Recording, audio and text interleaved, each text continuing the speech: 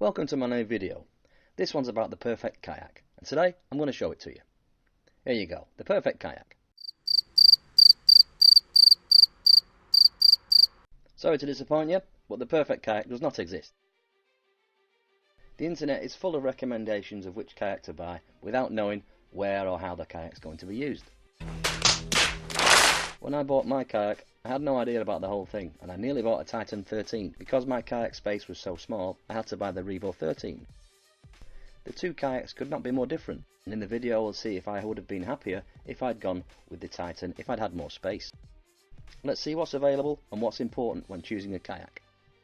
There are kayaks without a drive, I'll say with a paddle, kayaks with a pedal drive, with fins, such as a Hobie, and there are propeller drives, there are loads of those, and there are kayaks with electric motors. For me, a real angle kayak needs a pedal drive. A paddle kayak is only really making any sense if you use it where the water is shallow. But in water above 1 metre, a pedal drive can be used quite easily. I'd recommend a paddle kayak if it's only used once or twice a year, because a pedal kayak can be quite an investment. And of course there are people who like paddling, in which case buy yourself a paddle kayak and have some fun. There are lots of propeller drives. I've tested out 3 already.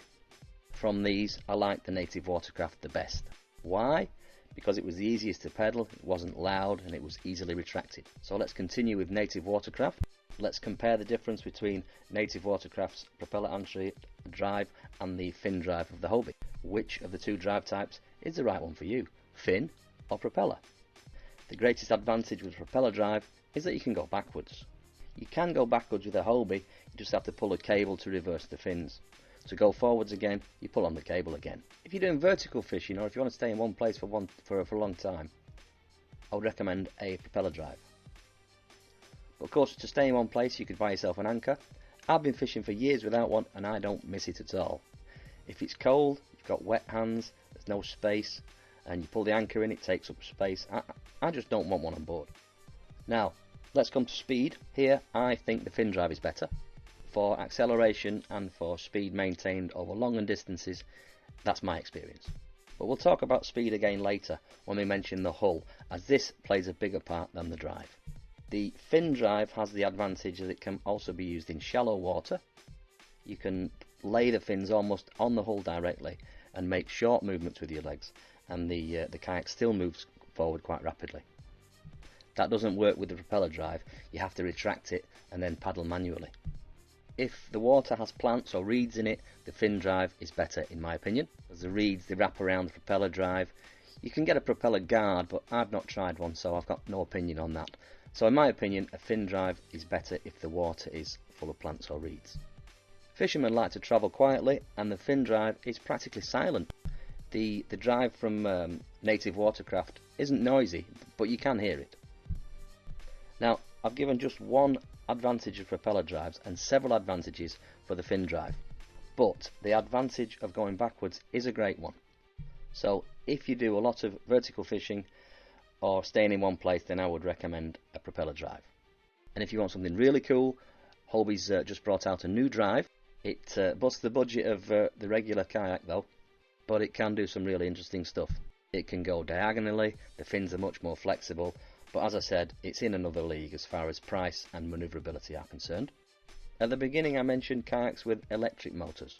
That is to say, there are electric motors that you can install on your kayak, but here it's pretty much illegal everywhere. Yet the kayak has to be registered, and to be honest, you can make an electric kayak, but then if you do that, what's the difference to having a boat?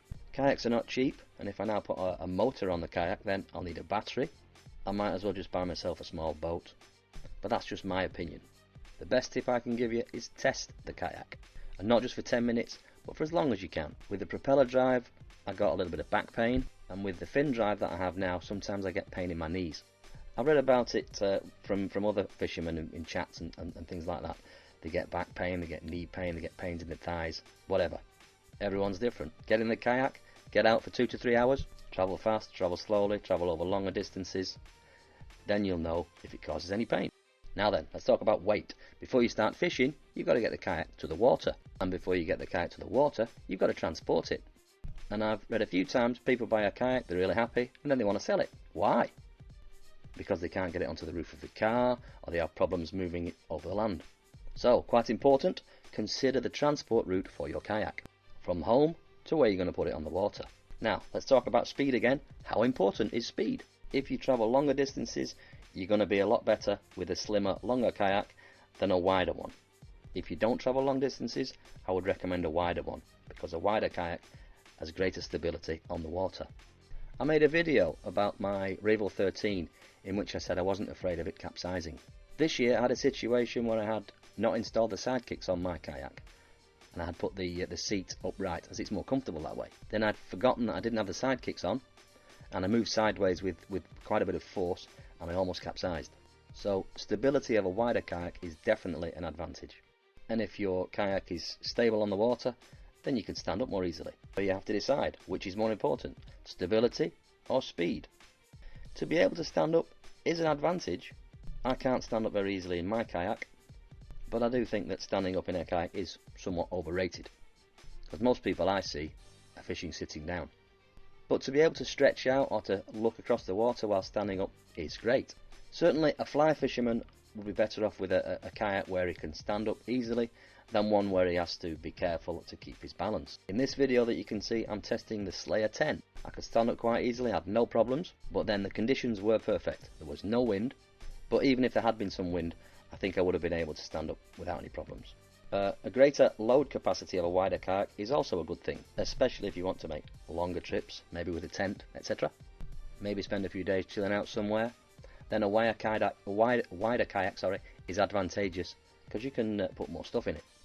I've noticed that with the larger angling kayaks it's possible to get 2 people in, but it's probably not allowed, so you'll have to decide for yourself. Check it out. If you're travelling with someone else, then maybe that is one of your selection criteria.